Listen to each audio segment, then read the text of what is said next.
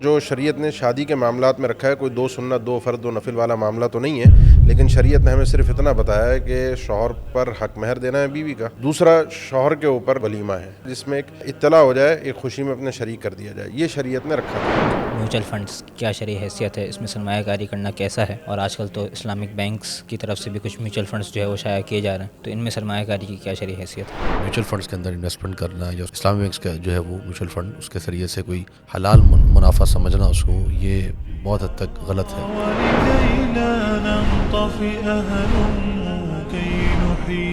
آپ علیہ السلام نے فرمایا تھا کہ الحم و الموت، ہم تو موت ہے۔ الحم کا اطلاق ہوتا ہے زوجین کے ان تمام اقربا اور رشتہ داروں پر جو محرم نہیں ہے، جس میں جیٹھ آ گیا، دیور آ گیا، ادھر سے بہنوئی آ گیا، تو یہ الحم کے حکم کے تحت ہیں۔ اپنے شرعی مسائل کا مستند حل جاننے کے لیے دیکھیے پروگرام آپ کے مسائل اور ان کا حل۔ اپنے سوالات لائیو کمنٹس میں پوچھیں یا واٹس ایپ کریں۔